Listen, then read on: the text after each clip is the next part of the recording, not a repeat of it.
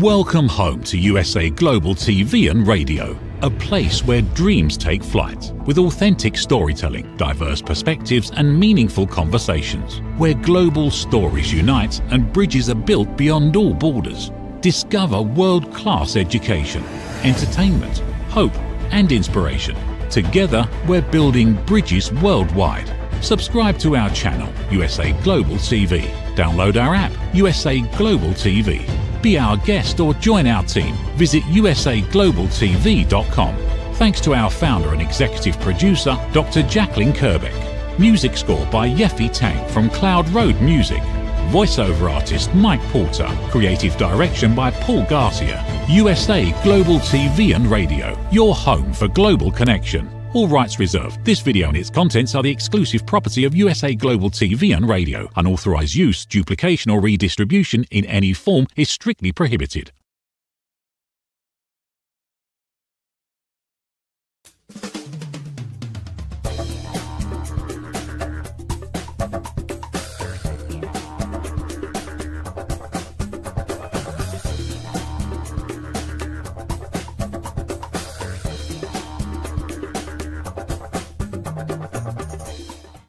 G'day, everybody. Welcome to another Mark Bishop show, you know, where anything goes, where it is like a box of chocolates because you can get them all, soft, hard, in between. And this chocolate, hey, on this show, he's a world-renowned storyteller. But through his beautiful natural history photography. Got you there, didn't I? And to boot, he's from my hometown in Oz, and I'd like you to welcome Mr. Jason Edwards. Hi, Jason. G'day, mate. How are you? Thanks for having me. It's good to have you on. I'm going to put the ducks down a little bit. They're driving me mad here. Here we go. Hey, well done, mate. You have won awards all over the world. I mean, I just want to share with you that you are a 2 times winner of the Eureka Prize for Science Photography, 4 times winner of the Communications Art Photography, annual 2 times winner of the Promax Golden Muse, the Pictures of the Year, Pictures of the Year International. You won that, and Travel Photographer of the Year. Well done, mate. You're a bit of a star. Only on a good day, mate. Only on a good day. Unbelievable. I'm going to show a couple of those awards now because I think good on you. It's lovely to see somebody from home do so well. Where are you? Here you are. See those there? All of those. Plus, he was awarded the Australian Geographic Society and the Pursuit of Excellence Award. He started, look at the school shots when he was very young. That's when he started there. Here he is at the zoo. I think it was his first job. That's a snow leopard, by the way. And that's an anaconda. Ooh! When he was shooting in, look, it's 5. Just how far away were you? Like inches. Yeah, well, the snake ended up on me, so it was. Oh my God! It was quite a curious anaconda. So. Yeah, well, weren't you scared stiff, mate, or what? No, it's look, all I ever do. It's all I've ever known, to be honest. So it's yeah. What are you going to do? Something about we Aussies, mate, and between the other fella, God love him, and yourself. That's what people say to me, Australia. I'm not going there, and I say, much as I'd love to, and I say, why not? And they say, oh no, you get killed if you go there. You got all these deadly things crawling everywhere. I said, mate, they're in the bush, you know what I mean? They're in the bush. You don't disturb them, they're not going to disturb you. No, that is true. Unbelievable. Jason is the author, folks, of and photographer. This is why he's unique. It's a brand new book. It's called Icebergs to Iguanas.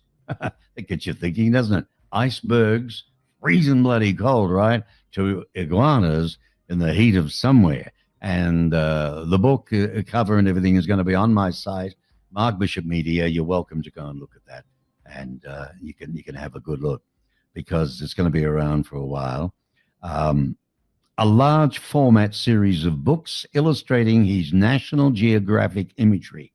Now, he's also authored and photographed science education books for the children's market, and his imagery has appeared on everything from environmental campaigns to Hollywood blockbusters. Tell us a little bit about that. It's interesting, my work, Mark, with National Geographic, because people always see the imagery or they come to National Geographic to try and delve into something that's a little bit unusual, and then they use them in a whole variety of ways. So It's amazing, Mark. One never knows where the imagery is going to be used. That's one of the wonders of National Geographic. So they represent the work that I create, and then companies and institutions come to them. And the work appears everywhere, like absolutely everywhere. And there's been times when I've been sitting in a cinema and then I've seen my imagery come up on screen. And then I think to myself, was I actually paid for that? Did someone just steal it?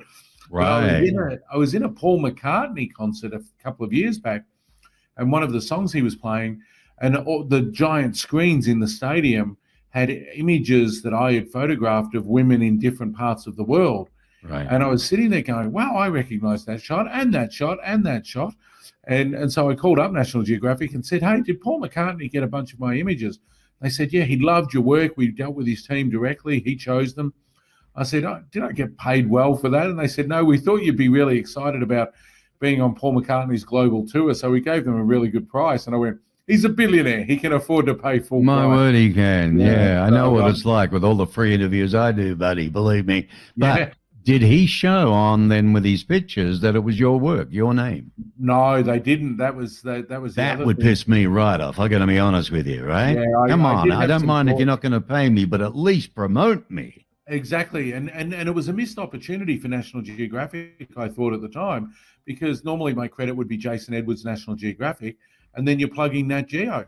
Exactly, I think someone got a little bit excited about Sir Paul McCartney calling up as opposed to thinking logically about the outcome. Well, the chance now is that you can talk about it in interviews like this. That's the only other way you can get it back. I mean, he's a nice fella. Years ago, when I was a jock, I interviewed the Beatles. I was fortunate enough to have them, and he's a lovely fella.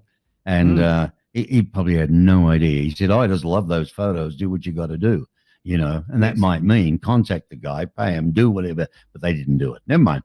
Listen, you're the author and photographer now. You're making your own big waves, Icebergs to Iguanas, right? A large format series of books. Now, when I say that, I visualize different books, right? Mm-hmm. Correct. Okay. Yeah. How does it all work then? So basically what I did was, my collection in the archives of National Geographic is the equal largest, not because I shoot a lot, because they don't take everything that we shoot. They take only a select number of frames. Oh. But I get around. I've been in 25 countries this year. Oh. So they will take a selection from the stories that I do and archive those. And every time I would come to Washington, which is where headquarters is, Nat Geo would say, where's the book? And I'd say, where's the money? They'd say, where's the book? Where's the money? So eventually I thought I'll drive the exercise myself. I sat down with a bottle of red one day and made a list of stories that meant something to me personally. Right. Some of them went for 2 weeks, some are 30 years ongoing. And then I built a team, some of the people connected with Geographic.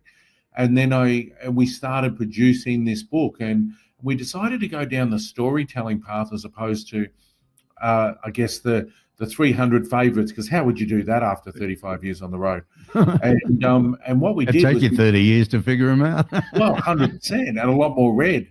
Right. And so basically we ended up picking with the team and the editors and everything, the first series of stories. Right. And they got very excited and said, oh my God, we should also be doing these stories together and these stories. So providing this one goes well, get out and buy the book, then we'll continue on with a rainbow serpent of travel around the continents, looking at those stories from my 35 years on the road. Yeah, that's fabulous. Now, when they do all of that, National Geographic, I hope they pay something to you.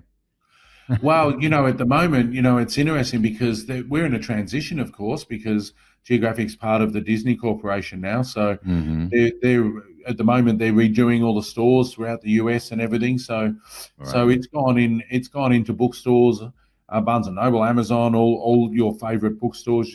It's gone in there independent because their portals aren't open at the moment. So if you jump online or go to a bookstore, then you'll see it because Nat Geo stores actually aren't open at the moment. Jason, are you having your own site where people can buy directly off the site? 100%. So people can also get it at jasonedwards.co.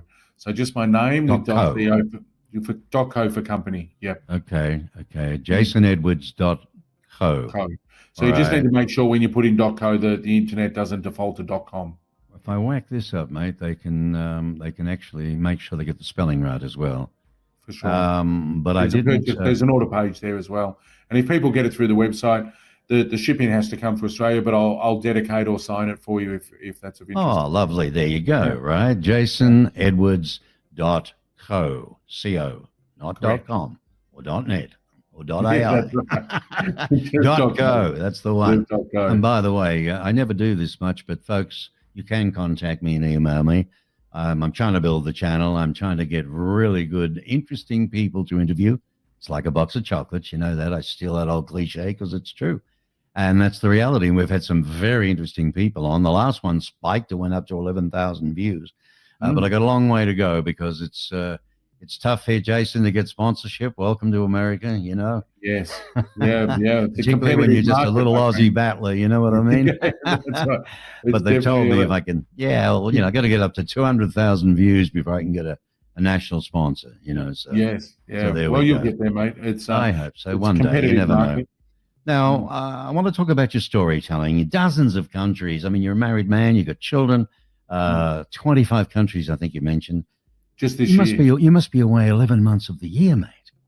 Yeah, mate, it's interesting. What I try and do is when Will, my son, was born, Geographic kept me home. They actually wanted me to be an in-place father because it's so common that dads don't see their kids in this role. Very nice of them. Well done, National Geographic. Yeah, very much so. And so Megs, my wife, and I took the first couple of years off. She went back to work, and I basically hung around for the following years, just working on the edits for the stories that I'd been doing for Geographic. Right. And then as he got older, I slowly built it back up. And for the most part, I mean, I had what most dads don't have. You know, I had the ability to stay home during all of those 5, 6, 7, 8 years. But the reality is that what I try and do is make sure that I'm always home for school holidays. And then we do several trips together every year. Right. And then, so Will and Megs have been on the road. Will's been on the road since he was 6 months of age doing Nat Geo trips, which is amazing.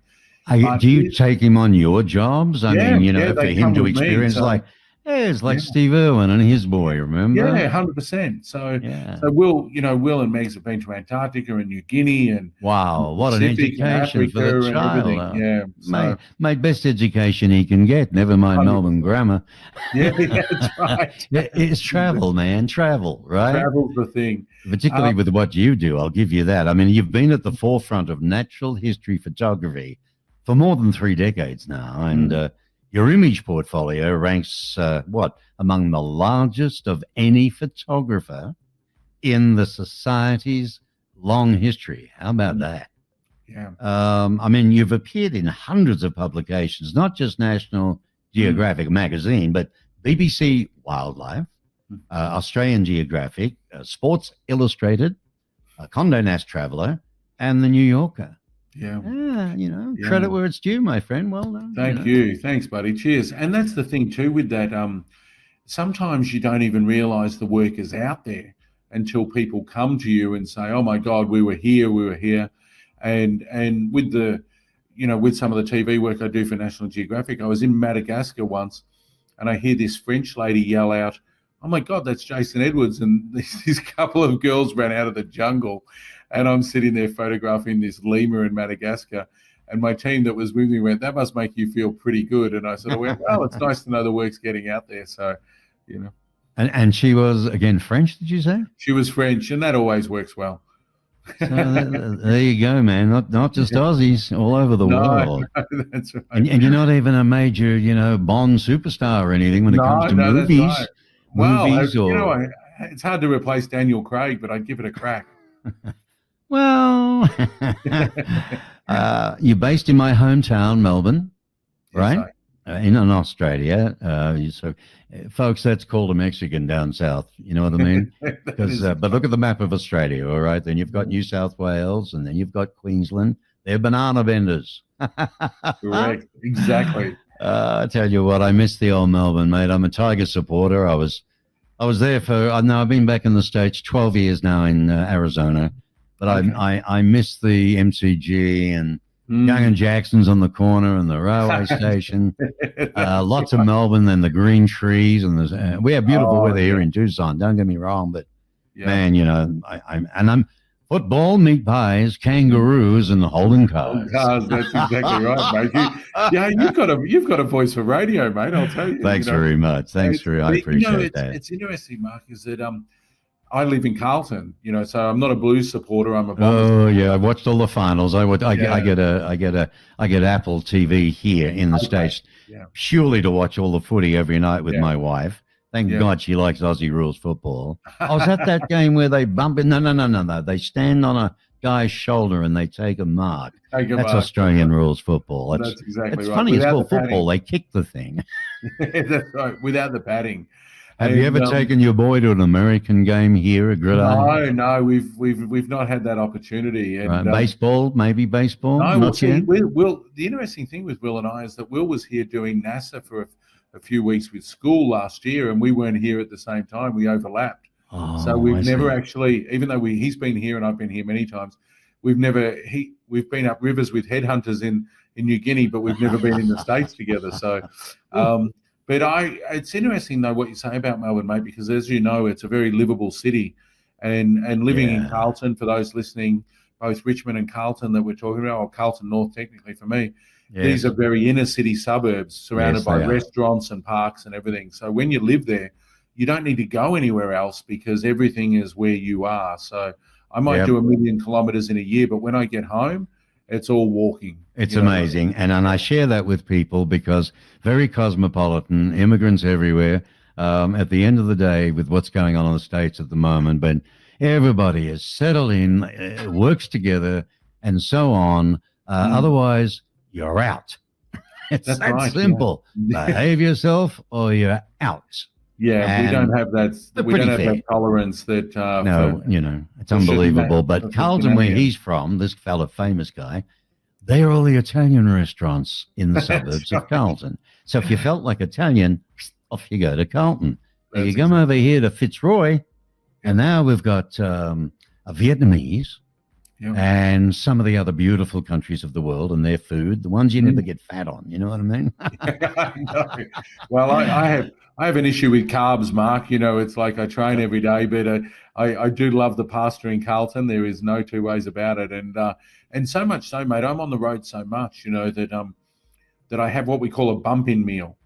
And so when I get back, to feel like I'm back home, I'll go and I'll do something that's either traditionally probably a meat pie or something bad, bad and junky like that. But there's a restaurant in Lygon Street in Carlton called Tiamo's, and they do a fantastic spaghetti amatriciana. They've been there about 70 years. And so I'll go there, I'll have some Prosecco, some bread, and then I'll walk across to the Nova and watch a movie. And that 4 hours of my life is my bump back in, and then I'm back on game. Well, mate, I miss my veal parmigianas, right? There you go. Beautifully done with that meat sauce, honey. You can get it in Australia. Now, I've tried here in Arizona, maybe back east in the States, maybe somewhere else, right? But I cannot get a beautiful veal parmigiana. It's impossible. They don't know how to make one, mate. No, but never mind. Or they don't know how to make what's the other one? A salad. What's it called? The veal. No, you're thinking of... there's no egg in it. There's no... Yeah, I know. Yeah, that's you know the one I mean. I know the one you're talking about. Interesting, And I'm trying to put a show together called Expat Chit Chat, because I would love to interview Australians in America, how they're working, where they're working, what they're doing. Are they going to the baseball, football? What are they eating? Do they miss their meat pies and sausage rolls and stuff like that? Because that's, there's a guy, he brings it in because actually, I'm getting old. I got a mental block with names lately, but there's a fellow in LA who's an Australian who has a terrific business. He makes meat pies, sausage rolls, lamingtons, you name it. Wow. But what he does is feed the homeless there in the streets once a year in LA, and they're lined up to the airport. It's absolutely, and they love the food. Speaking of which, you've been recognized globally for your contributions to science and the environment and the arts. Well done. But you do say, for me, photography is more than just capturing beautiful pictures. It's about telling a story. Icebergs to Iguanas is a collection of your nationally treasured geographic images and memories, enlightened with behind-the-scenes stories, fascinating captions, and personal observations erected from your field journals. Give us an example. When you talk like that, you just don't take the pick, or maybe 50 of them to get the right one. What do you do next? Where does it go from there? So that's a fantastic question. So for me, one of the things is that I often work alone. Sometimes I'm with teams, but I find what I do is quite a privilege, and people just don't get the opportunities that I have. So when I'm in the field, whether I'm doing a rare culture, an endangered species, or just somewhere beautiful like the Serengeti, I'm so immersed in that moment, whether I have 5 minutes, 5 hours, or 5 weeks to try and get the story I want.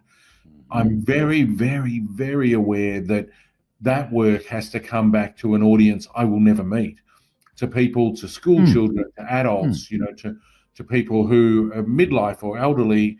And that image, or those words that I create with that image, have to connect that person to that moment, because people value things. You don't create a connection, people don't value other cultures or faiths or wildlife or ecosystems. So I try and do that. And the book has, Icebergs has, I've kept field journals for 30 years. So there's actual journal entries. When you see the journal entries or the captions, sometimes the captions are even journal entries where we've pulled the date from them. But when you see those dates and that behind the scenes, that's literally from my field journals, because that's how I connect with myself, especially when I'm alone. I have no one to share it with, so I use the journal.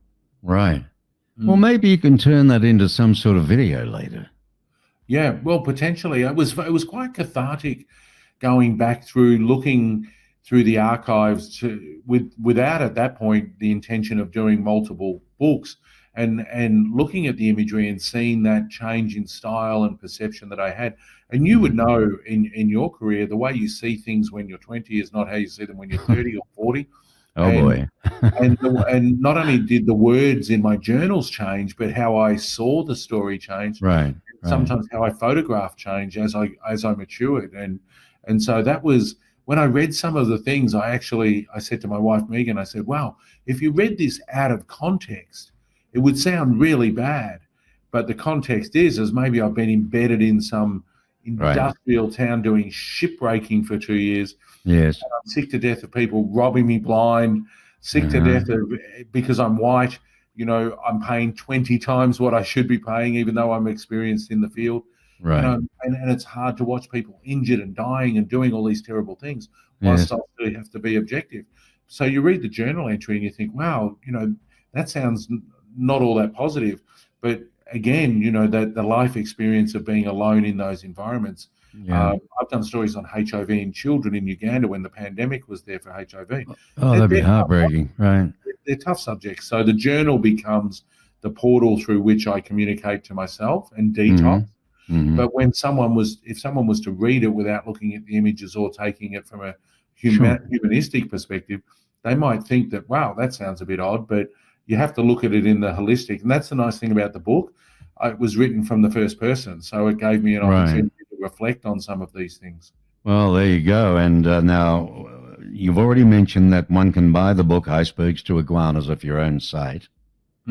Now, also, no doubt it's going to be on Amazon or in Amazon. Yep, it's on Amazon, Barnes and Nobles, and a lot of the really high-end independent bookstores as well. So good. So if you're not in your bookstore, just get them to do an order. Do you want to mention them at all? Do you know them? It's quite a long list, but sorry, I'm just being. No. I'd love to, but I don't want to. I'm more concerned about leaving someone out that would think that I didn't value them. I know what you mean. Yeah, I know what you mean. But don't worry. Barnes and Noble online, and then if it's not in your local bookstore, just definitely. This actually sounds, to be honest with you, it sounds like it'd make a lovely gift. Yeah, it's wonderful. If you like, you can do bicep curls with them. They're pretty heavy. Folks, boys, girls, grandmas and granddads watching this interview, Christmas is coming up, is it not? And then, of course, there's the Jewish holidays as well. And then, of course, there's the other holidays. So, by the way, is this going to be into different languages? At the moment, we're starting out with English for the US and English market. But if it depends on what happens moving forward, yes. Right, English for the time because being. I think it'd go really well, overseas in different languages. Anything else you want to promote while you're here? I don't know. Life's an adventure, I guess. It's one of those things that I was one of those people that was very fortunate as a young buck to know what he wanted to do for a career, and then I managed to forge that career. A lot of people don't have that. So I've been very fortunate, and there's ups and downs. I mean, my body has been a cesspool of disease and injury. I was going to say, man, in all these different countries, you open yourself right up, don't you? Flaps of my head stitched back on, and bones punched out, and arms reattached, and let alone the diseases I've had. But again, it's I regard myself as blessed for having those opportunities. If you're into seeing behind the curtain of what someone like myself does for Geographic, or if you're into storytelling, and you want to sort of give some thought of, if you've got someone who is into photography, then you can get a bit of an insight. Be very afraid into my brain. So, but as the year closes out, and again, as we discussed, I've been in 25 countries already this year. I'd like to just wish everyone the best for the upcoming festive season, and be kind to one another. There's a lot going on in the world at the moment, but the world's mate, there is. And of course, as I'm interviewing, the world's a wonderful place. Well, it is. The globe is beautiful. I've been seeing a little bit of it. Last year, I was fortunate enough to go to Ireland. I'd always wanted to do that with the. I took the Minister for War and Finance.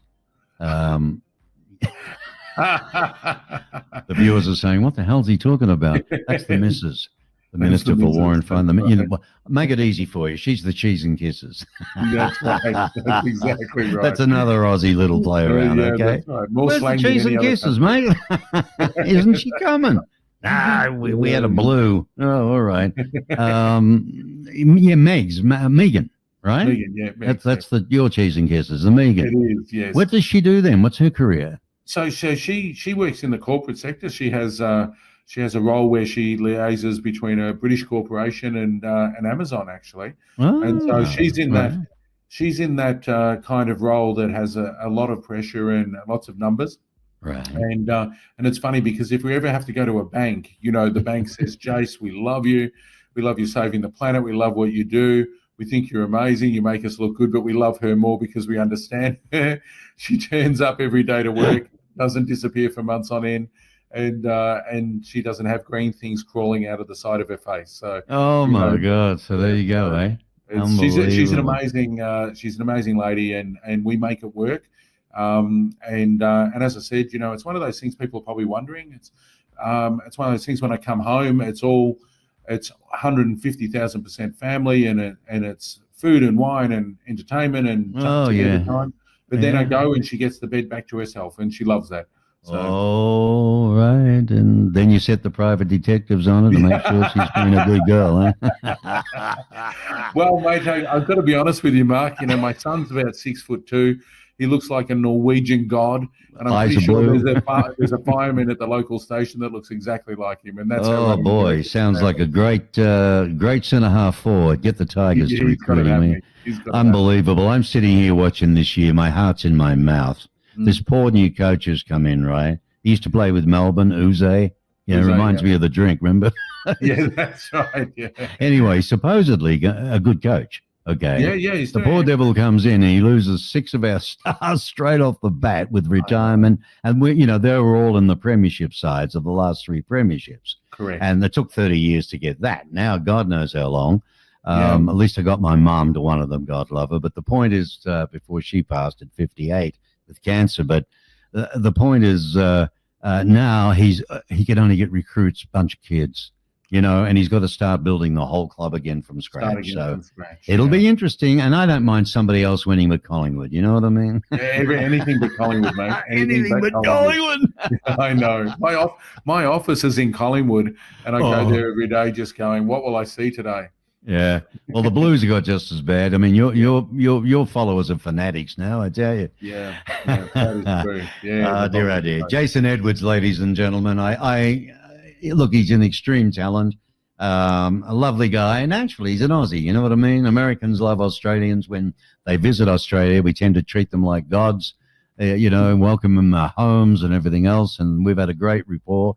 I always remind people too, Jason, that, we've lost plenty of blood on every bit of sand, and every war you've been in, we've been there with you, 100%. And every time I talk to other military guys, they say, "Hey, I fought with the Aussies. They were terrific." Don't you worry about we've that. got a close relationship. Oh, big time, yeah. And I hope it stays that way, to be honest with you. Who's in over there now? I haven't watched for a while. Is it Labor or Liberals? Labor, Albanese, but they may get rolled next year. Oh, mate, aren't you broke yet? Yeah, well, we are. Victoria is, but let's not go there. I'll need more wine. I'll need more wine. Dear. You need more wine. You mentioned that before. You like red. What's your favorite? Well, actually, I used to be able to delve deeply into Coonawarras, the big heavy reds out of the South Australia. But beautiful I'm wines. A bit old now, mate. They hurt me too much now. So I'm basically I'm mainly into Pinots now, but I drink a lot of white. And living in Carlton, obviously, there's a lot of international whites there. So yeah, but you got to have red with the old Italian food. You know that. No, I do. That's I a do. fallacy. I'm just trying to be diplomatic. Yeah, I know. It's only white with the fish, my friend, and the salmon. That's la-di-das, you know. Anyway, there's a lot of gin in Melbourne these days too. I can tell you that for now. Yeah. Are they attractive? An in-house joke, right? I'm not racist. That's exactly right. Where am I?